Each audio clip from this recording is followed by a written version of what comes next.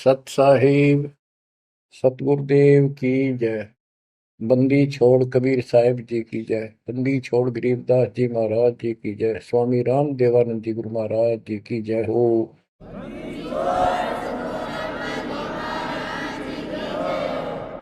सर्व संतों की जय, सर्व भक्तों की जय, धर्मी पुरुषों की जय। श्री काशी धाम की जय, श्री सुडानी धाम की जय, श्री क्रोथा धाम की जय, श्री बरवाड़ा धाम की जय। सत साहिब परम पिता परमात्मा कबीर जी की असीम रजा से बच्चों, आज आपको अपने घर का पता चला। ये अरहट वाले कुएं में, ये अरहट का कुआ लोई यागल बंधा है सब कोई, कीड़ी कुंज पर अवतारा, हर हट डोरी बंधे कई बारा। इस हर हट जैसे कुएं में बहुत बार चक्कर काट चुके हो। अब इस झंझट से छूटने का समय आ गया। आप किसी से पूछ लो, कोई भी मरना नहीं चाहता, पर सबको पता यहां रह भी कोई नहीं गा। यह समस्या क्यों है? ये इसलिए है कि अब मृत्यु अच्छी चीज नहीं। सबसे घटिया ये है। फिर वह दोस्त था, जब तक जवान रहता है रोजी रोटी के चक्कर में उलझा रहे, बस की बात नहीं। यहाँ की व्यवस्था ऐसी है, छोटे छोटे बच्चे होंगे, उनके पालने के लिए मर मिटता इंसान, और करना पड़े। देखे जहां भूखे बैठे, तो ये मजबूरी है अपनी। और फिर सारा जीवन बच्चों को पाल पोस कर पढ़ा कर शादी कर दी, उनके बच्चे हो गए। बच्चों, अपना कर्म के साथ जीव आप बैठे। बच्चे कितने अच्छे हों, कितनी अच्छी बहू आ जा पुत्रवधू, लेकिन कर्म में दुख है तो कोई न कोई इसी आंट ला देगा काल। वो चाह कभी आप उसकी मदद नहीं कर पाओगे, उसके कर्म ना करने दे। जैसे आपको बताया, या फिर कोई ऐसी बीमारी हो जाएगी, बच्चे भी, बेटा भी, पुत्र वधू भी दोनों बैठ कर रोने जाएंगे और वो चिल्लाए जा। सास या ससुर कोई भी है, वो कर्महीन इंसान दुखता होंगे। वो दवाई भी जो आ सके हैं अच्छे हॉस्पिटल में ले जाएंगे, लेकिन उस दुख, उस दर्द 2900 न कौन मिटा होगा। बच्चों, बहुत बार समझा दिया आपको, कति आंख नहीं खुलने देता। यो काल केवल सतगुरु शरण में आने से इस काल का प्रभाव हट जाता है कुछ समय के लिए।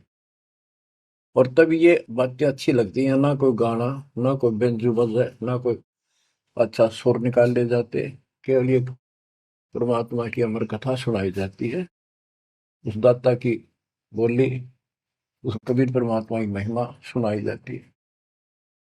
और धीरे धीरे जब पाप कम होते चले जाते हैं, यह इतनी अच्छी लगती है। बस गाने सुना करते बकवादी एक अन्य के लिए लगते इनके साथ। तो पाप कर्म जितने कटते चले जाएंगे, इतने ही ये आत्मा का आहार इसे अच्छा लगने लग जाएगा। ये बहुत सी घटनाएं सारे घट रही हैं, पर एक आधा सुनाने से सभी समझ में आ जाती है। एक व्यक्ति को अधर्म मार गया, पैरालिसिस होगा, और उसके 4 एकड़ जमीन थी, उन्हें 16 एकड़ बढ़ा दी। सारी जिंदगी मेहनत करी खूब, कंजूसी के साथ। भगवान को जाने कौन था, कोई सुनता ही नहीं भगवान के बारे में। था उसको 4 लड़के हो गए, चारों की शादी कर दी, चारों अलग अलग हो गए। उसको पैरालिसिस हो गया। अब उसको कोई नहीं उठा उन चारों में था, और बच्चे उसके पास से निकल जा। गांव के व्यक्तियों को पता चला, वो आए, उन बच्चों को समझाया, भाई बाप है, इसने कितना कुछ किया तुम्हारे लिए, कुछ तो शर्म करो। तो एक ने शर्म के मारे कुछ 10-5 दिन करी सेवा, फिर छोड़ दी। फिर उनके रिश्तेदार बुलाए, पंचायत हुई। रिश्तेदारों ने ये कर दिया, भाई इसके 16 किल्ला ने 5 हिस्सा में बांट दो, तो 3 एकड़ जमीन तो इसका आवा है, इसको दो। 3 किल्ले इसके छोड़ दो, और जो इसकी सेवा करेगा वो लो। तो छोटे वाले की पत्नी बोली जी हम ले लेंगे, हम संभालेंगे। वो लालच में वो बला ले ली। बला हो जाती है ये कर्महीन इंसान। और 1 महीने बाद से फिर छोड़ दी। फिर गांव के व्यक्ति आए, मैंने भाई क्यों नहीं संभालते तुम? वह बोली अब किले भी ले लो, मारो बस का कोई सबके बीच में। तो गांव के लोगों ने एक नौकर किया, 3 एकड़ जमीन में से उसका जो खर्चा वर्ता उसको ध्यान लगे। तो जब वो पंचायत हो रही थी, बताओ था एक आदमी, और हमने देखा कई जगह ऐसी घटना घटी। तो जब वो पंचायत में आ रहे थे, रिश्तेदार आ रहे थे, वो खाट में पड़ा पड़ा नाड़ नाड़ हल्ला, और पोता आ गया उसका। उस पोता ने इतनी दूर खड़ा था वो, 5-7 फुट, नो करा नाड़ का नहीं। अकबर आजा, आजा लाड कर भाई नो, नाड़ नाड़ लड़च के नो दिखा कर मैं इससे प्यार करना चाहता हूँ, और वो दूर बात। तो वहां बैठे उपस्थित व्यक्ति बोले इन बेटा ने तो कर दी इतनी छोटी मालिश, इन पोते ही कसर रह रही है, ये करेंगे। तो यहाँ अध्यात्म ज्ञान आता है। जो काम करण का था कर्म ने वो तो करया कोई नहीं। जिसका दुख भी टला हो, बेटा बेटी पुत्र वो दूर सब न अच्छा लगा हो। तो बच्चों यू काम करण का है, यह सबके साथ बढ़ जाएगी जाए भगवान की शरण में नहीं रहता। 3 बातों को देखकर दास को और अधिक दृढ़ता लगी और भगवान के प्रति तड़पने लग गया। ये सचमुच तो पहले देखा है सब पता, और भी सामान्य बातें देखी ना, बीमार हो तो भी माता पिता बैठे बैठे देखे जा, और वस्तु के लिए पुकारे जा, कोई सुनने तैयार नहीं था। कबीर साहब कहते बूढ़ा होकर पड़े खाट में, सुने बचन खारे, कड़वी बात सुना करेगा। और कुत्ते ता उनका भी सुख को नहीं, ये छाती फूकड़ आ रही। पुत्र वो कह के गई बूढ़ा बुढ़िया ने कि ध्यान रखियो को कुत्ता बिल्ली ना बढ़ जाए अंदर। अब वो ध्यान रखे तुम्हें दिखे कुछ ना दिखे, और दोस्त आंख लागी, कुत्ता बढ़कर उसकी लस्सी दूसी गिरा गया। वह पानी लेकर आई, तो उन्होंने कहा तारा इतना भी सुख कौन, तो कुत्ते ने रोक दो, छाती फूक दी तुमने मेरी। तो परमात्मा कहे फिर ये एक वचन सुनोगे तुम, ये कथा सुनने को मिलेगी अमर कथा तुम्हारे को। जो काम करने का वो कर लो, भक्ति करो, और फिर देख घर में भी सुख, शरीर में भी सुख, और सारे बच्चे भी भक्ति मार्ग पर लग जाएंगे। बच्चे सत्संग में जाएंगे, उनके मन दया पैदा होगी, भगवान का डर होगा, उनको अपने कर्तव्य का ज्ञान होगा कि माता पिता की भी सेवा करनी चाहिए, इन्होंने में पाला पोसा है। दया बनती है अंदर इस ज्ञान से। तो बच्चों इस भक्ति, इस सत्संग के बिना इंसान ऐसे जड़े डोका मर जाता है। और जब तक ये ज्ञान नहीं होता, वो काम हमने सबसे उत्तम और बस इतना ही ठीक है, वो अच्छा लग रहा था। तो यहाँ कबीर साहब कहते सतगुरु के उपदेश का सुनिया एक विचार, जय सतगुरु मिलते नहीं फिर जाते यम द्वार। वो दुख और आगे देखो, मृत्यु के बाद यम के दूत घसीट के ले जाएंगे धर्मराय के उस न्यायाधीश के दरबार में, फिर उनका फैसला होगा इसको नरक में डालो, इतने वर्ष, इतने दिन, इतनी घड़ी कैलकुलेटेड होते होंगे। यम के दूत उनको लेकर चलते तोड़ के तोड़ने क्यों, 1 लाख का हिसाब हो डेली, दे लट्ठा दे लट्ठा। वो नरक से वापस भाजे, उनका लठ मारे भाले ठोकर, जबरदस्ती लात मार के ठोकर मार के नरक में गिरे। कहते नरक द्वार में दूत सफर करते क्या चातान, उन तक कबू ना छूटता करता चारों खानी। नरक भोग का फिर चार खानी में भरमता, कुत्ते गधे शोर बनता, और कभी ना लगता पार, सो फेरा सब मिट गया मेरे सतगुरु के उपकार। बच्चों समझ लो इन बातों को और देखो मालिक की दया। ये बातें कदे हमने दादे परदादा पर भी ना सुनी, माता पिता से नहीं सुनी। उसकी दया हुई दाता की, और आज ये अच्छी लगे और बात एक भी अच्छी नहीं लगती। वो तो बेतुकी बातें हैं। थोड़ी देर बातें करनी पड़ती है इधर उधर की, 2 मिनट बाद में सोचा ही जा तो जा अपना परमात्मा ने याद करे। तो यह लगन अलग से लगेगी, इस सत्संग से लगेगी, और भक्ति स्वर्ण दान करोगे या सेवा, ये सारे मिलकर आपको निर्मल करेंगे। आपको हर तरह से शक्ति आत्मा को मिलेगी। भोजन खाते हैं तो उसमें सभी प्रोटीन सब प्रकार के खाने होते हैं, तभी स्वस्थ शरीर रहता है। इस प्रकार हमने सेवा भी जिसी बने, सुमरण भी, दान भी, ये करना पड़ेगा। और मर्यादा का निर्वाह परहेज भी रखने पड़ेंगे, तभी आत्मा स्वस्थ होगी, मोक्ष प्राप्ति योग्य होगी। बच्चों, धन है आपके माता पिता जिनसे जन्म हुआ। आपकी किस्मत को अगर व्याख्यान करने लगो, आपकी किस्मत का वर्णन करो, कोई शब्द नहीं दास के पास। इतनी अच्छी किस्मत लेकर जन्मे हो तुम। आपका मनुष्य जीवन इस समय, मनुष्य जीवन के बाद फिर आपको शरण मिल गई। गजब अजब बात तो यह है कि आपको शरण मिल गई।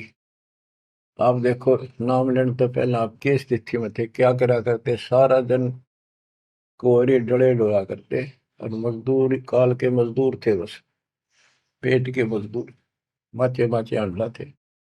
कोई भी अच्छा काम चाह कर भी नहीं कर पावा थे। आत्मा भी अच्छी थी, था आपकी नर्म भी थे, दया थी, भाव था, सारा था, भगवान की चाह भी थी, पर ऊपरली सी थी, काम चलाऊ सा था। और नाम लेने से पहले जब आपने स्टार्ट किया इस मार्ग को, देख मन कितनी बगावत करे था। ये कैसे हो सकता है, ऐसे कैसे हो सकता है, हमने तो ये पूजा की, हमने ये देखा, ये सुना। तो काल ने परमात्मा से पहले कहा था कि तुम्हारा जो हंस जाओगा ज्ञान बताने के लिए, उससे पहले कहते देवी देव धाम तो दुआओ, तीर्थ व्रत और ये झूठे जब तब मन लाओ। इस तरह की सारी शास्त्रों की साधना से इनको इतना मूर्ख बना दूंगा कि कोई भी उसके ज्ञान को सुनेगा नहीं। जाओ योग जीत संसारा, जीव न माने कहा तुम्हारा, जीव तुम्हारा कहा न माने, हमारी ओर हो बात बखाने। हमारी ओर होकर बात विवाद करेंगे तुम्हारे साथ। बच्चों, इन बातों को याद रखो। इस जीवन की सफलता है कि इसमें परमात्मा प्राप्ति हो। आप इसके निकट आ चुके हो। आपने जो भक्ति स्टार्ट करी, आपकी यही दशा थी। कति मन मान कर राजी नहीं था, और उस दाता देखो अपने बच्चों को कैसे कैसे कैसे कोई न कोई भेज के अपना बहन भाई रह रह के कथा सुनाई। कभी अच्छी लगी, कभी ना लगी, धीरे धीरे पाप कटते गए, सुनते चले गए। कहते सो सब सिदर मैं करूं अपने जन के काज, हरने से पूजो मार दो नरसिंह दर के साज। इब्राहिम सुल्तान के साथ कितने खाड़े कर दिए, कितना पीछे पड़ गया जाता अपने बच्चे को नरक से निकालने के लिए। यही दशा अपनी थी। उस दाता ने कोई न कोई कारण बना के अपने को राह दिखाया है।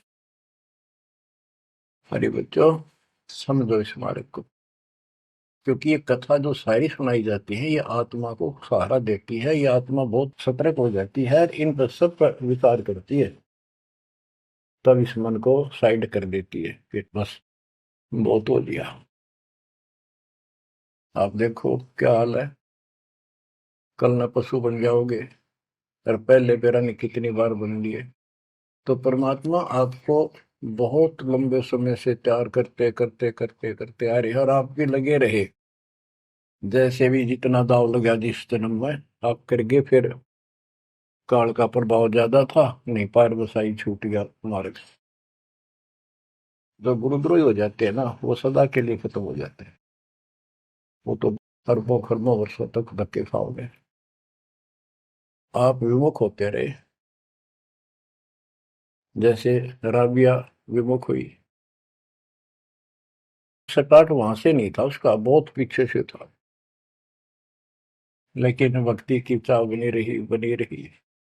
दाता फिर मिलते रहे। परमात्मा कबीर साहब कहते हैं, मेल अठेला जाइयो, तीर्थ धाम पर भटकियो, मेले बड़ा मिलाप, पत्थर पानी पूजते हैं, कोई साधु संत मिल जाओ। जब तक भगवान नहीं मिला है, तब तक ये आस्था भी बनी रहनी चाहिए।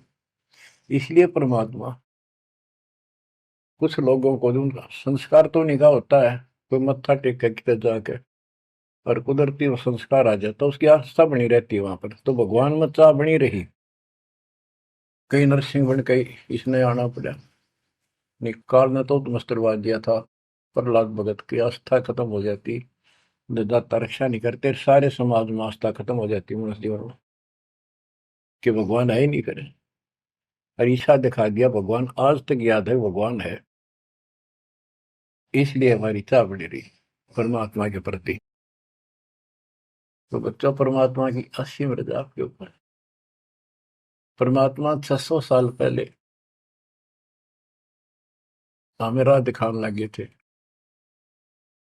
और उसी समय से आज तक बीच में अपने संत गरीबदास जी को बीच में मिले, इस भक्ति को फिर से जीवित करके, इस अध्यात्म ज्ञान को फिर से कभी खम्भ रूप गे, इनके माध्यम ये यथार्थ ज्ञान देख। और 300 साल से ये अमर ग्रंथ यहाँ पढ़ा करते थे गरीबदासी, गरीबदास के 12वें पंथ वाले। मेरे गुरुदेव के अतिरिक्त किसी के पल्ला नहीं पड़ा। उन्होंने दास को दिया ये खजाना, उसके बाद गहनता से इसका अध्ययन किया, आशीर्वाद उनका रहा। आज ये खजाना खोल दिया, गुरुदेव का आशीर्वाद, कबीर साहब का वचन, 5505 कलयुग बीत चुका, तो ये खेल तो होना ही था। और या गंगा आएगी, मोक्ष करने वाली असली गंगा ये है सत्संग। इसमें जो स्नान करेंगे, सत्संग सुनेंगे, मोक्ष तो इन आत्माओं का होगा।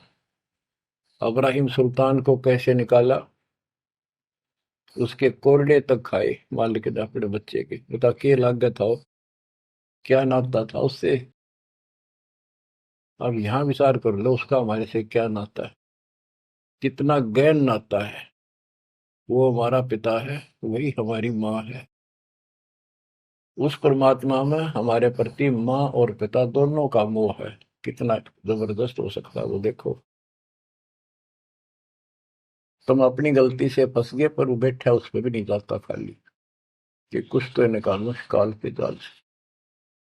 आप आंख खोलो, इस मार्ग को दृढ़ता से ग्रहण करो, बच्चों वाली बातें छोड़ दो। सारा संसार एक तरफ हो जाए, आपने एक तरफ होना पड़ेगा। जैसे मीराबाई को कहा उसकी माँ ने, सत्संग में जाना मीरा छोड़ दे, आए मारी लोग कर तकरार, सत्संग में जाना मीरा छोड़ दे, सत्संग में जाना मेरा ना छूटे री, सत्संग में जाना मेरा ना छूटे री, तारी चाहे जड़ कमरो संसार, सत्संग में जाना मेरा ना छूटे। इस दशा में, इस स्थिति में आपको आना पड़ेगा। ये संसार साथ नहीं जाएगा, ये संसारिक व्यवहार आपका कति काम नहीं आऊगा। ठीक है, बेशर्म होना भी नहीं, जितना हम समाज में सहयोग कर सकते उस तरफ में रहना पड़ेगा। प्यार दें सबको, नमस्कार करें, बड़े छोटे की कदर करें, अच्छा व्यवहार करें, हेल्प करें, लेकिन जहां अपने भक्ति में बाधा हो उस पर नमस्कार करें, हाथ जोड़ लें दूर से। बच्चों, गरीबदास जी ने बताया है, गोरख से ज्ञानी गणे और सुखदेव दती जिहान, सीता सी गो भारिया संत दूर स्थान। पुण्यात्मो, आपको अध्यात्म सिलेबस, ये अध्यात्म का पाठ्यक्रम पढ़ाया जा रहा है, दास टीचर है, और इसको बार बार रटवाऊंगा, बार बार समझाऊंगा, क्योंकि टीचर सारा साल उस सिलेबस को रह रह कर रिपीट करवाया करे, तब बच्चों के आत्मा में, उसके मन में, बुद्धि में वो सेट होता है। तो बच्चों, आपको ये सिलेबस दास बार बार रिपीट कराएगा, और ध्यान से उत्सुकता से सुनते रहना। परमात्मा के ज्ञान को, सत्संग को सुनो, जब कति एकाग्र चित्त से सुनो। गरीब गोरख से ज्ञानी घने, सुख देव जति जिहान, सीता सी बहु भारिया संत दूर स्थान। अब आपको अमर ग्रंथ की अमर वाणी का कुछ अंश सुनाऊंगा। जैसे दास की बुद्धि काम करेगी, इसको सरल भी बनाऊंगा। गरीब, यह रची जब पांडव राजा, नो नाथो नहीं ना दुबाजा, 84 सिद्ध रिद्ध सब मोहे, पूर्ण ब्रह्म ध्यान नहीं जोहे।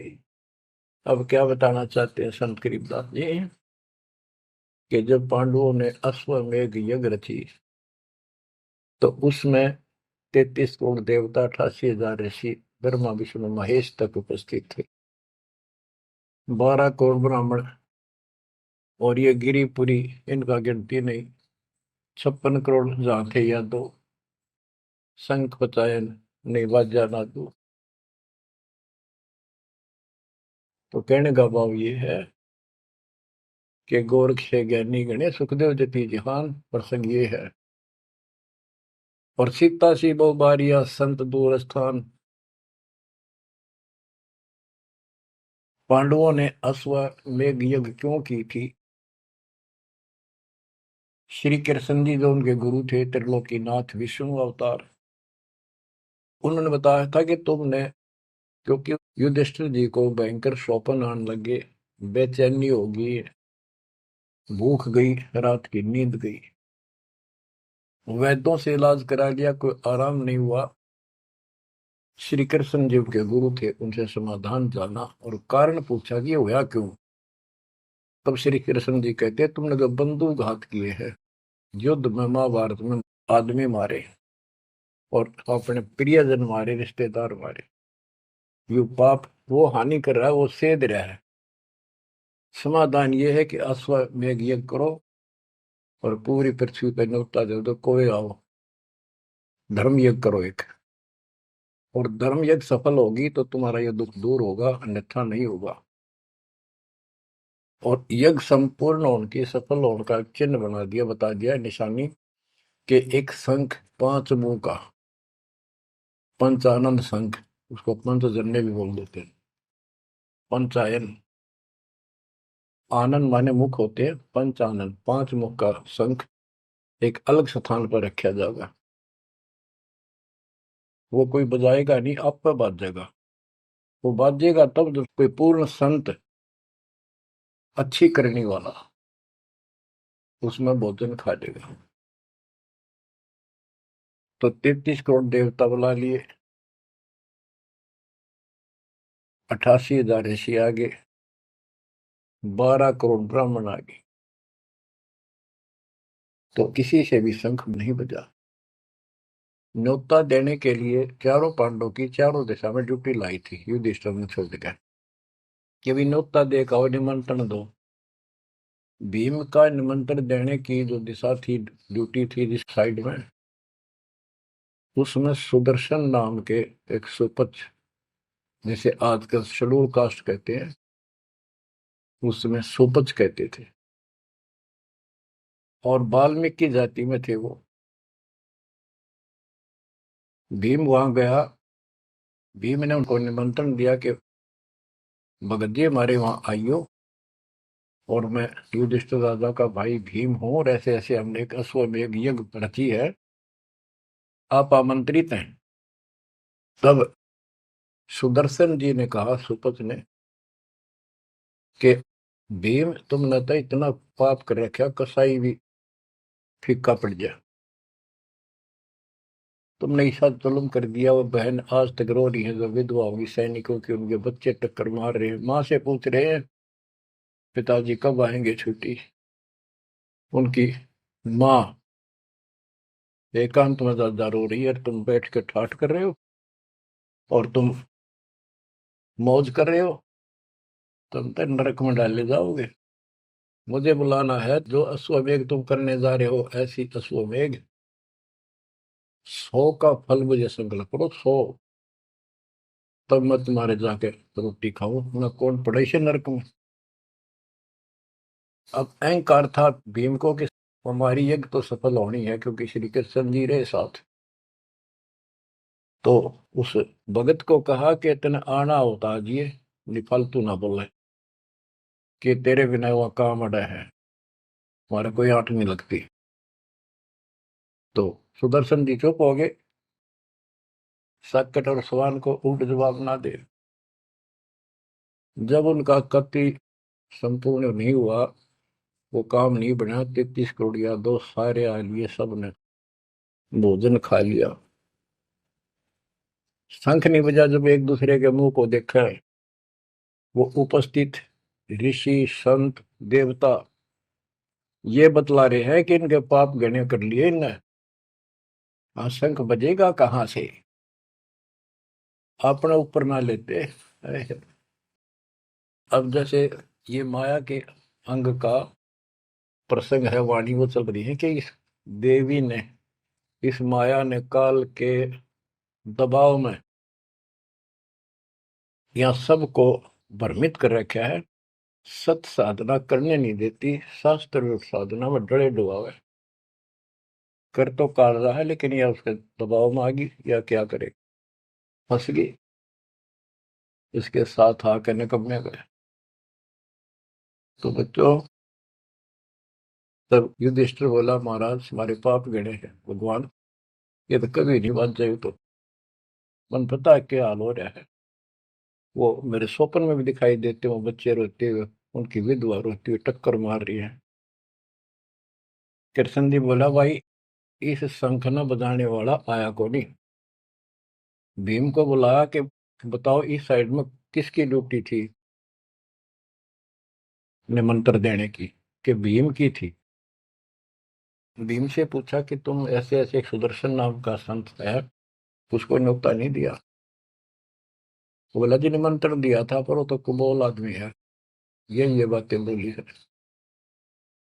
कि तुम पापी हो, अपराधी हो, वो तो गलत बोला।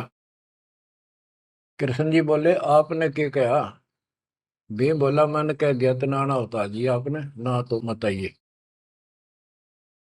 श्री कृष्ण जी बोले, सारा काम खराब कर दिया, साधु संतों से ऐसे नहीं बोलना चाहिए, वो जो कहते हैं उसमें कोई दम होगा बात में। तुम तो सारा काम बिगाड़ दिया, अब बता क्या करेगा, इतना पैसा लग गया, बात वही की वही, होने का मुंह हो गया भीम का, कह तो माँ चिरा था, तक के दिफा था। श्री कृष्ण जी बोले, बैठ साले, रथ तैयार करो। उस दौरान जब यह घटना घटी, उसमें परमात्मा करुणा में नाम से प्रकट थे कबीर साहब, और सुदर्शन उस करुणा में परमात्मा के बच्चे थे, शिष्य थे। सुदर्शन जी ने अपने गुरुदेव को जाके बताया कि महाराज ऐसे ऐसे वो भीम आया था, और मैंने उसको बोल दिया भाई ऐसे ऐसे कर। परमात्मा बोले, भाई वो यज्ञ तो उनकी पूरी हो को ना, उन तो वो सारे माया के पुजारी बैठे हैं, वह फिर आओगे, तू खिसक जाए यहाँ पे। सुदर्शन जी तो निकाल दिए, परमात्मा सुदर्शन रूप बनाकर बैठ गए। पांचों पांडव छठे कृष्ण जी गए, 1 योजन 12 किलोमीटर दूर रथ से उतर लिए और पैदल चल पड़े। जाके श्री कृष्ण जी ने दंडवत प्रणाम किया तो पांडव तापा मरे पड़े थे, पांचवा ने उन्होंने किया। तब सुदर्शन जी बोले, अब सुदर्शन जी कहूंगा मैं, क्योंकि ये फिल्म है, फिल्म में जो रोल जो करता है वही बोला जाता है। सुदर्शन जी ने कहा, आओ त्रिलोकीनाथ, कैसे आना हो गया। श्री कृष्ण जी बोले, हे सृजनहार, हे सारी सृष्टि के रचनहार, आप जानी जान हो, ये पांडव है और ऐसे ऐसे नहीं, अश्वमेध यज्ञ की है वो, आपके बिना संपूर्ण नहीं हो सकती। आप दया करो और भीम की गलती को माफ करो। सुदर्शन जी बोले, भाई मैंने जो शर्त रखी थी वह पूरी कर दो। भीम ने पूछ लो क्या शर्त थी मेरी, वो जी पता हमारे को। तो श्री कृष्ण जी ने कहा कि संत मरण को ऊंचा लियो, तजमाया अभिमान, जो जो कदम आगे रखे, सो सो यज्ञ समान। ये देख लो, किसी में इतना भी अहंकार नहीं है। आज ये कति टूटे पड़े हैं, सारा खर्च हो लिया पैसा, बात वहीं खड़ी है। और वहां से लेकर यहाँ तक हम आए हैं, जितने हमारे कदम बढ़ते हैं वो सौ यज्ञ समान, वो एक कदम एक यज्ञ के समान है। अपनी सौ रख लो, बाकी हमारी जोड़ी में डाल दो, हमारा भी कल्याण हो। यानी आदिन्य का भाव संत के सामने होना चाहिए। संत के साथ भगवान होता है, भगवान को अहंकार कभी पसंद नहीं। तब साधु भूखा भाव का, धन का भूखा ना, ना किसी में माँ का भूखा। उससे पहले जब पहली बार यो भीम गया था तो निमंत्रण देने, एक तालाब में नहा के आया था और उसमें खूब गोते मार मार नहाया, पैर भी नहीं टिके थे। सुदर्शन जी बोले, क्या भीम, यह मेरी माला तार के दिए खुट्टी पर था। भीम चला, खुट्टी पर तो माला सुमरनी तारन लग गया, उस पर उतरी नहीं, टस से मस नहीं हुई, पसीने आ गए। जब सुदर्शन जी बोले, भीम उधर बड़ी डींग मारा था कि युद्ध न्यों नहीं जीता जाता, एक का मारू था 10 मरे थे, और ये माला ना उठी तेरे थे, छोड़ के आ गया, दूर खड़ा हो गया। और कोई दिखाना भी जरूरी था कि कुछ है इसके पल्ले, ना तो उनके मन में फिर दूसरा देता। ऐसे हाथ किया परमात्मा ने, वाला अपने आप उठ के उनके हाथ में आ गई। धर्मदास या घना अंधेरा, बिन परचय जीव जम का चेहरा। अगर थोड़ा बहुत ना दिखाऊं अपनी शक्ति तो काल का बंधेरा है, मेरी तरफ आवे को नहीं। उदिंदा बड़ी बात बोल रहा था भीम, और सुन ले, तेरे जैसे पहलवान बहुत होगा जाएंगे। जिसमें तू उस दिन स्नान करके आया था ना, वह खोपड़ी थी उस कुंभकर्ण की। खोपड़ी, ये सर का ऊपर ऊपर का कटोरा, जिसमें तेरे पाँव भी ना टेके, ऐसे ऐसे होकर जानिए बकवादी। भक्ति बिना बात नहीं बने बच्चों। तो जब परमात्मा यानी सुदर्शन जी रथ में बैठकर उनके साथ वहां पहुंचे, द्रौपदी ने देखा कि कौन सा है संत, पता चला यू एक केला यू है हुआ। तो तभी उसके मत्था ठन गया कि इससे क्या होता, ये इतने ऋषि में ऋषि बैठे तपस्वी फलाना।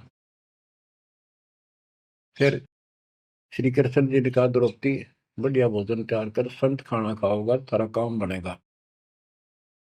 तो द्रौपदी ने सोचा, बढ़िया भोजन बनाऊं, कई प्रकार के पकवान बनाकर थाली में नारी नारी कटोरिया में रख कर दिए। और सुदर्शन जी जो है वह 5 ग्रास खाते थे। वो अपने मनमुखी होते, पर रोल उसी का करना था परमात्मा, ये कुछ भी करते रहो, भक्ति ठीक करो बस। तो उन सब में से थोड़ा थोड़ा मिला के इकट्ठा कर लिया, खिचड़ी ही बना ली, कति रला दिए कि सारे पकवान वहां मिल जाए और सबका भोग लग जाए। द्रौपदी मन में सोच रही थी, मैंने 1 घंटे तक आंख पड़वाई दूं मैं। और इतने बड़ी आइटम बढ़ाए। अक्संत खाओगा और उंगली चाटेगा।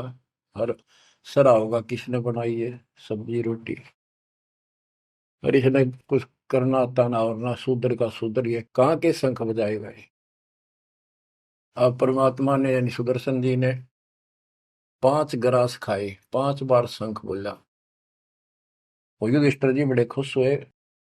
कृष्ण जी से कह रहे आपने बड़ी दया करी, बड़े महापुरुष खोज के लाए, हमारा तो काम बन गया।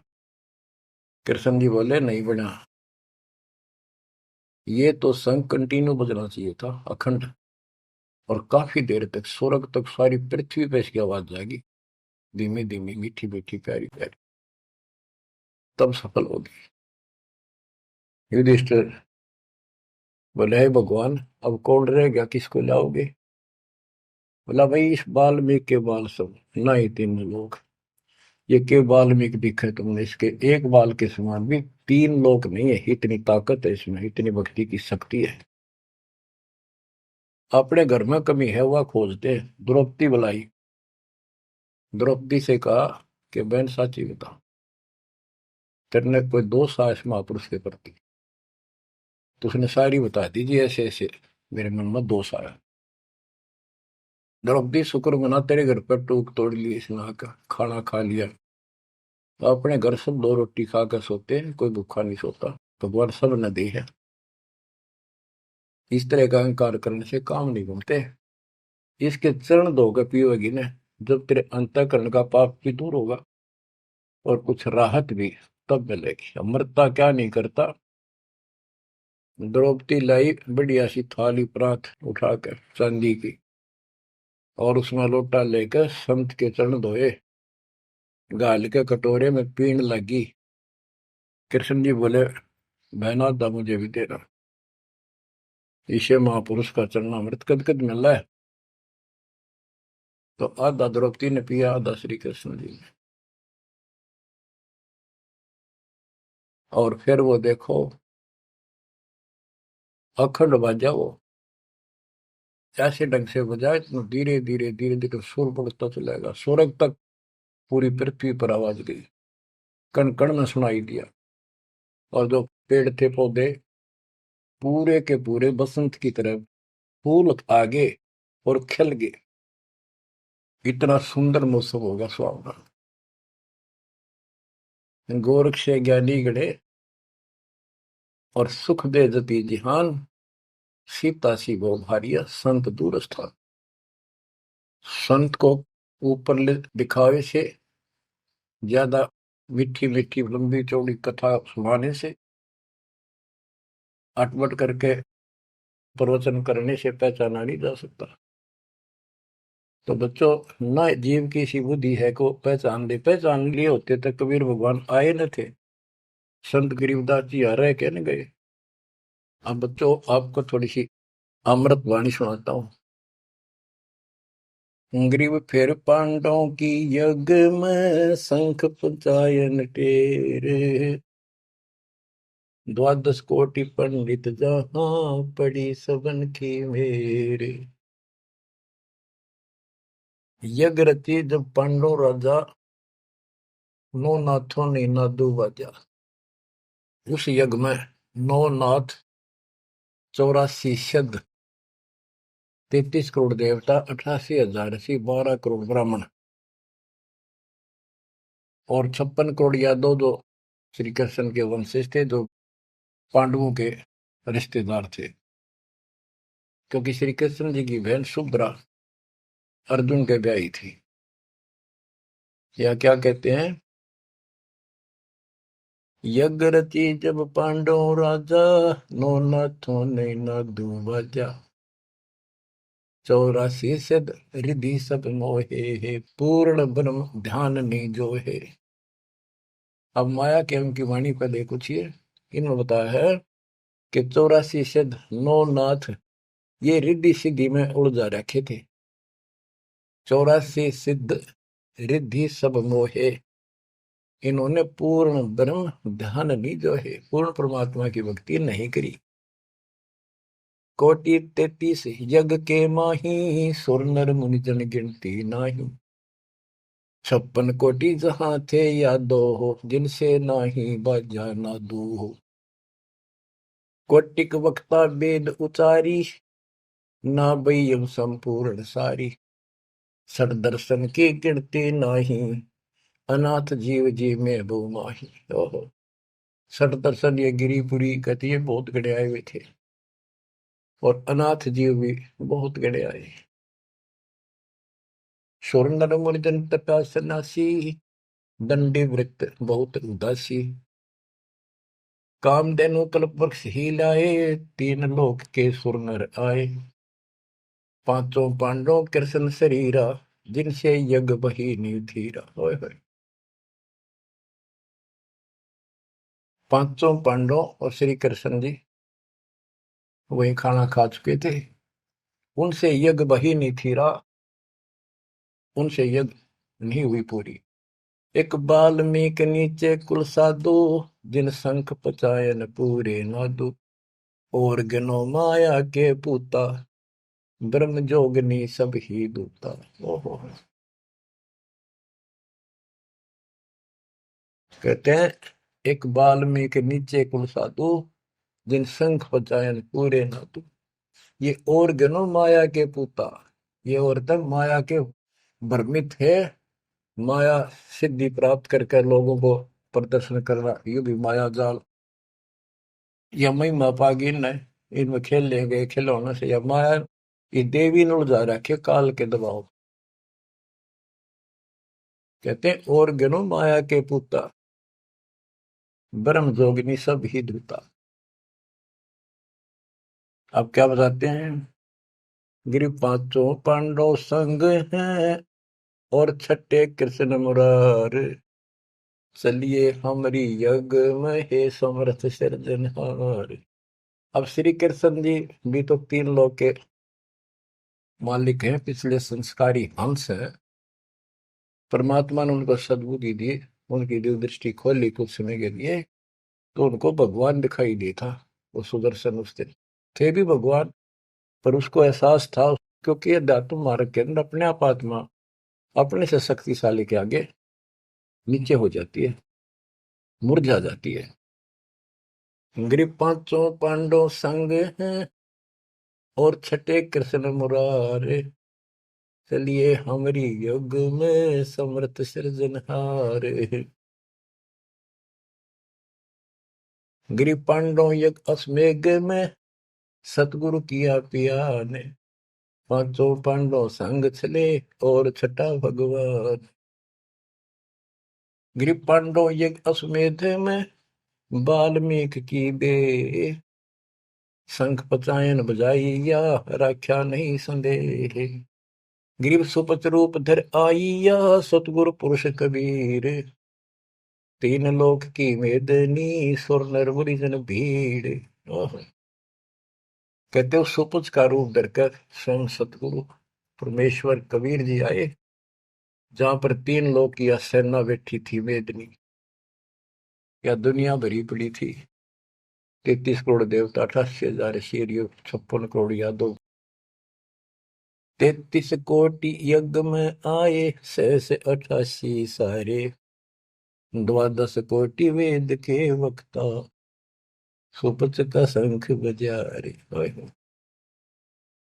के 33 करोड़ देवता, 88,000 ऋषि, 9 नाथ, 84 सिद्ध, 12 कोटि वेद के वक्ता ब्राह्मण, ये सारे वहां पर बैठे थे। उन तो ये छोटा सा काम नहीं हुआ, 3 ताप के अंतर्गत पांडव दुखी हो रहे थे।